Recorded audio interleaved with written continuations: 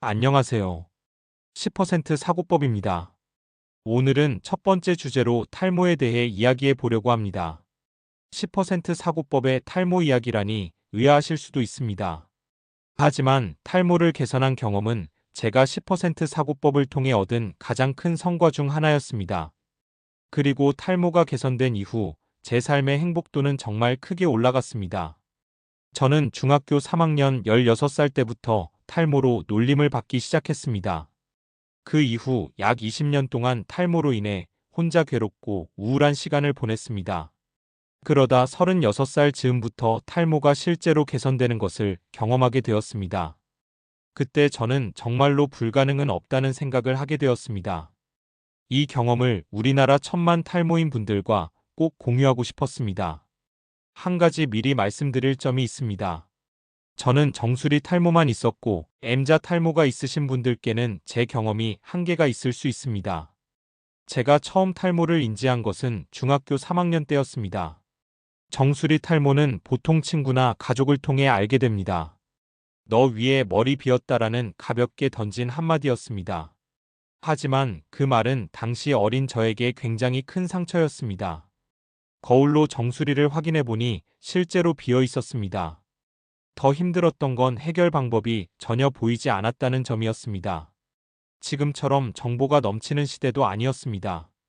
2001년 당시에는 탈모 정보 자체가 거의 없었습니다. 있어도 비듬이 많으면 탈모가 생긴다는 정도의 이야기뿐이었습니다. 어머니께 부탁해 니조라를 사용했던 기억이 납니다. 피부과에 가서 진료를 받았지만 별거 아니라는 말만 듣고 나왔습니다. 한창 행복해야 할 16살의 저는 정수리를 들여다보며 우울해했습니다. 송거울로 큰 거울에 비춰보며 세상이 무너지는 느낌을 받았습니다. 고등학교에 가서는 버스를 타고 등하교를 했습니다. 버스에 앉으면 사람들이 제 정수리만 보는 것 같았습니다. 그래서 일부러 자리에 앉지 않거나 맨 뒷자리에만 앉았습니다. 한 번은 맨 뒷자리보다 한 칸 앞에 앉은 적이 있었습니다. 뒤에 앉은 친구에게 정수리를 보이지 않으려고 20분 내내 고개를 숙이고 있었습니다. 그날 목이 정말 아팠던 기억이 납니다. 기분 좋은 일이 있어도 누군가 한 번 탈모 이야기를 하면 하루가 망가졌습니다. 대학교에 가서도 상황은 크게 달라지지 않았습니다. 머리에 대한 스트레스 때문에 대학교 1학년 동안 정상적인 대학 생활을 하지 못했습니다. 기존 친구들과는 괜찮았지만 새로운 사람들과 친해지는 것이 너무 어려웠습니다.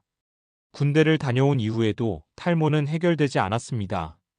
다만 이 탈모를 다른 방향으로 활용한 시기가 있었습니다. 그 이야기는 다음에 따로 말씀드리겠습니다. 27살에 회사에 취업한 이후에도 탈모에 대한 스트레스는 계속되었습니다. 회사에서도 가끔 탈모 이야기를 들었습니다. 열심히 일하다가도 그 한마디에 다시 세상이 무너지는 기분이 들었습니다. 중고등학생 시절에는 하늘에 소원을 빌기도 했습니다. 탈모만 고쳐준다면 무엇이든 하겠다고 빌었습니다. 그만큼 탈모는 제 인생에서 큰 고통이었습니다. 그래서 저는 탈모인 분들의 고통을 누구보다 잘 안다고 생각합니다.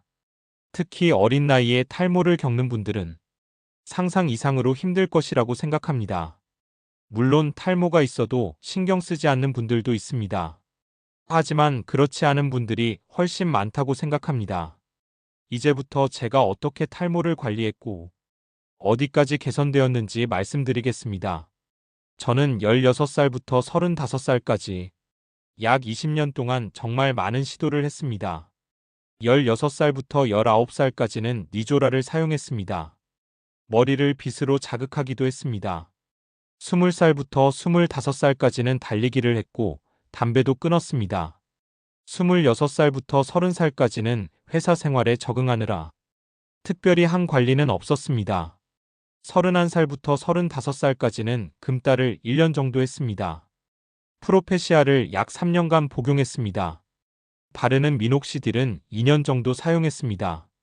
먹는 미녹시딜도 시도했지만 23일 만에 중단했습니다. 가르마 방향도 여러 번 바꿔봤습니다. 최근에는 아보다트로 변경했습니다. 결론부터 말씀드리겠습니다. 실제로 머리가 자라게 만든 것은 프로페시아 계열 약과 미녹시딜이었습니다. 그리고 저에게 맞는 가르마 방향을 찾은 것이 컸습니다. 지금은 정상인 코스프레 정도는 가능한 상태입니다. 왁스와 스프레이로 머리를 세우는 것도 가능합니다. 제가 생각하는 탈모 관리에서의 10% 사고법은 이것입니다. 의학적으로 검증된 방법을 이해하는 것, 그 방법을 꾸준히 실행할 용기, 부작용을 감수할 각오, 그리고 비용을 감당할 수 있는 현실적인 판단. 여기에 하나 더 중요합니다. 자신이 타고난 머리숱의 한계를 이해하는 것입니다.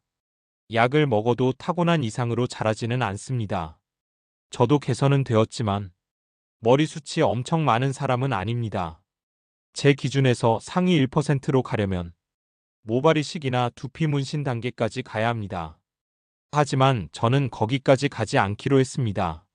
상위 10% 수준에서 만족하기로 했습니다. 정상인처럼 생활할 수 있는 것에 만족하기로 했습니다. 탈모 기작에 대한 자세한 설명은 하지 않겠습니다. 이미 검색하면 충분한 정보가 있습니다. 이번 영상에서 드리고 싶은 메시지는 이것입니다. 어릴 때부터 탈모로 힘들게 살아왔더라도 포기하지 않아도 된다는 것입니다. 계속 공부하고 할 수 있는 것들을 하나씩 해보면 변화는 옵니다. 그리고 어느 정도에서 만족할 줄 알면 삶의 질은 충분히 올라갑니다. 이것이 제가 말하는 10% 사고법입니다. 다음 영상에서는 운동과 금달의 영향, 약 단독 사용과 병행 사용의 차이에 대해 이야기하겠습니다. 영상 시청해주셔서 감사합니다.